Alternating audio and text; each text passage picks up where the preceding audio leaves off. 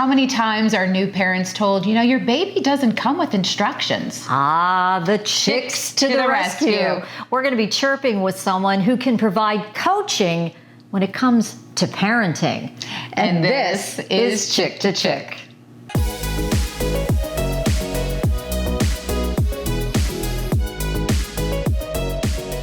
All right, we are talking about probably the hardest job on the face of the earth. Hands down.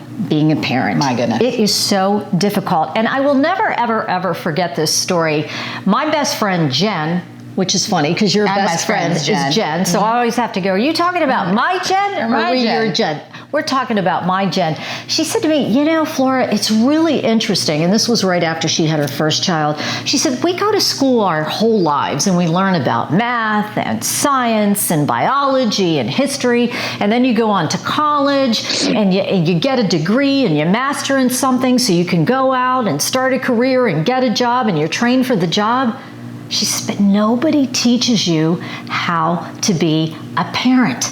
Yeah. She is so right. Nobody teaches you how to do this. No, and I think it's tough too, because depending upon what you've come from in your own life, did you have good parents? Did you have only one parent? And then you bring in your significant other or your spouse, and how did they have parents? And how did that parenting go? It can be a whole mess, and not to mention the fact that every single child is different. My gosh. Yeah. We need help. You know what? It's so tough. And I got to tell you something very quickly. When my son was 2 weeks old, true story, I called my mom and said, I don't want him. Come and get him. I said, all he does is poop, cry, and eat. Repeat. Come and get him. Repeat. Come and get him. And she's like, oh, honey, he's a baby. True story. Now you love babies. So, brings us to our guest today. Cindy Schuster is a certified parent coach. Cindy, thanks so much for coming on the podcast. What is a certified parent coach? Oh my goodness. Well, thank you both for having me. I'm really excited to be here. And so a parent coach is just like what it sounds. It's a professional who has been trained. I personally had my certification through a year-long graduate program. I had to do 100 pro bono coaching hours. And in that program, we learned all of the tips, techniques, strategies, foundational principles, theory, you name it, the gamut, so that I can come out and partner with you. That's actually the name of my business, Partner in Parenting. And I'm a parent coach. So just to be clear, I'm not a parenting coach. So some people call themselves that intentionally. I do not. So I don't come to your house. It's not Nanny 911. I am truly working with the parents to navigate all the things that you all were just referring to, just how hard it is. It's just so hard. And it's not instinctual. And a lot of times we are relying on, what we think is best. Maybe we're navigating it based on how we were parented. Personally, I was a teacher and I was really good in the classroom. That did not really translate to an ease that I thought I would have with my own children, particularly one, and I won't name him, but one of my kids really gave me a little bit more of a run for my money. How you are talking about, they're all so different, and they really are. But interestingly, what I've learned is what's not true is you don't necessarily need to parent them each differently because they're different. We really do have a set of really great ways to parent children that are good for all your kids.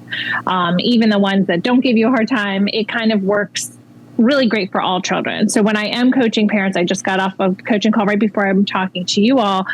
And they have, usually it's one kid. It's the one kid in the house that's just giving everybody a run for their money. That's what makes them call me.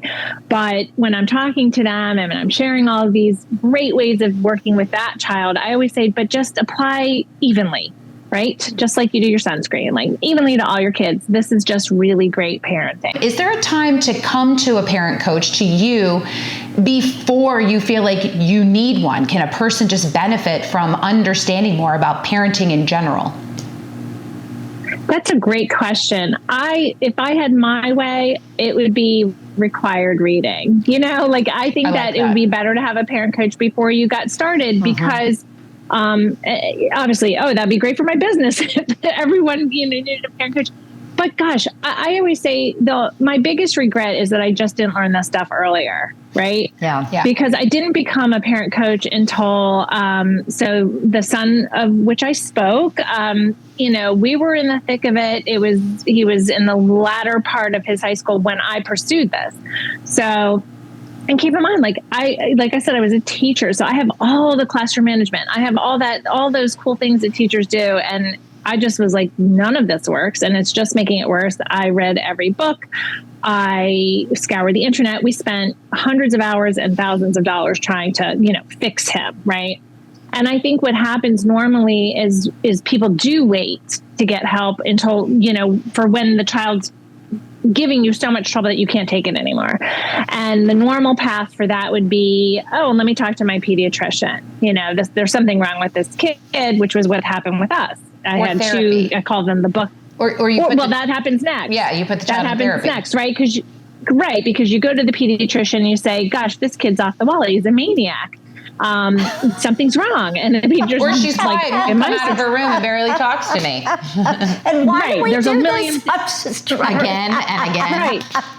Right. There's like a million reasons why. But you go to the pediatrician, you're like, and in my situation, because I had what I call my bookends, the older and the younger, and they kind of listened to what I said.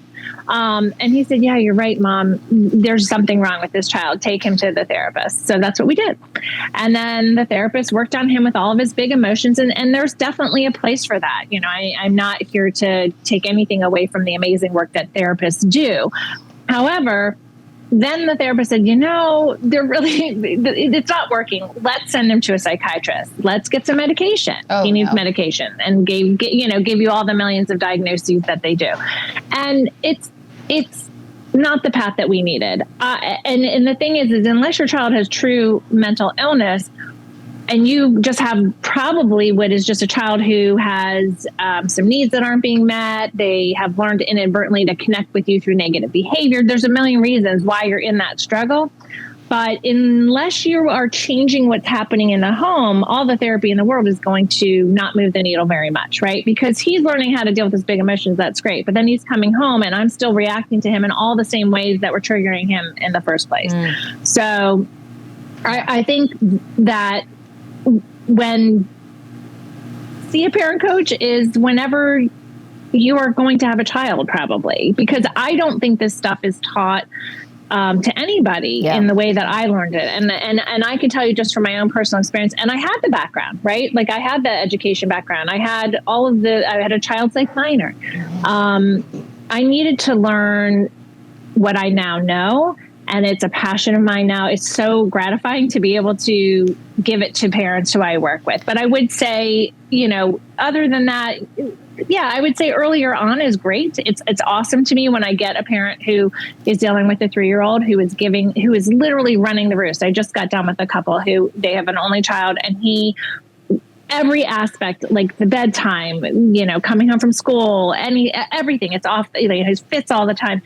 Better that they talk to me now, right? And learn how to set those foundational principles, learn how to set boundaries, learn how to communicate with him so that he feels that relationship, not over negativity, but over when things are working well, and get that pattern going now, because then you maybe don't have to go down that crazy path because if you don't learn it early enough and you have an intense child or a strong-willed child and something starts to go off the rails, then you're dealing with really scary stuff, right? When you have a 17 or 18-year-old and there's not the connection, the relationship's been fractured, there's a power struggle, it can get really bad. So, and then everybody shuts down. It's a long...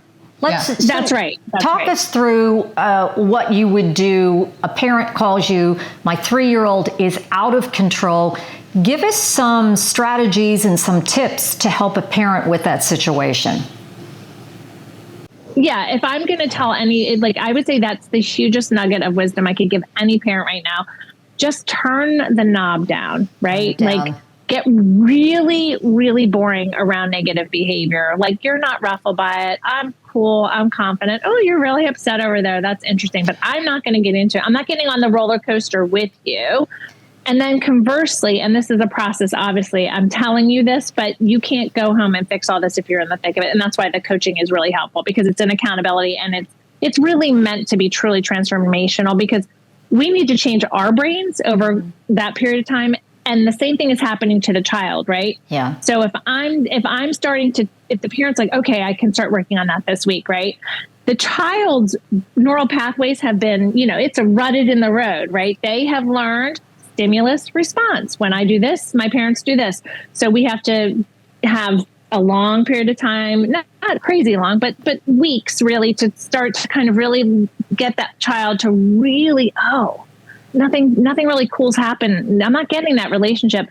At the same time, I'm teaching parents, here's how you can connect with your child richly when nothing bad is happening. And it's beyond just like, oh, good job, I'm so proud of you. Go ahead. Yeah, I was just going to say, and oftentimes I think when parents do that, they think that they aren't reprimanding in that moment that bad behavior, and that's a bad thing, because then the child's going to think that what they're doing is perfectly fine. So is this kind of like, okay to sit down with your child, depending upon the age, and say, some of this isn't working for us. You're upset, I'm getting upset. We need to work together. I want you to understand there are things that you're doing that I'm not pleased by, but I want us to do this together. Is there a space for that where parents can have that communication with their child and not lose their credibility?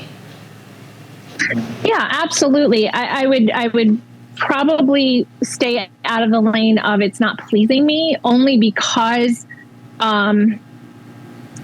so you don't want to get into a situation where you're connecting your relationship with their behavior. Like you're connected to me, as long as you're jumping through my hoops and you're meeting my needs and you're taking care of my emotions, we're good. That's a little bit of a slippery slope, right? Yeah. But what you're talking about, I think, is like, how do I have a boundary? Yeah. And how do I make sure that, and I will tell you, absolutely. And that's definitely part of what I work on with parents. It's just another prong, right? It's like, not only do we work on boundaries, it's like you really have to have them. And so I teach parents how to create them. And honestly, the first step for just about everybody is like, well, what do you think you want for your boundaries? Because most of us are really gray. Yeah. Right. We don't even know. I call them, yeah. Well, we're right. reactionary. So we're reacting to things instead of kind of building a blueprint of how we want things to go. Because we're just flying blind, kind of. Cindy, if people want more information and they want to get in touch with you, where can they get that? So I would say the best place to start would just go ahead and get on my website. So I'm at parentcoachcindy.com, and all of my social media is pretty boring at Parent Coach Cindy. So you can find me on Instagram or Facebook. I got really creative with that one.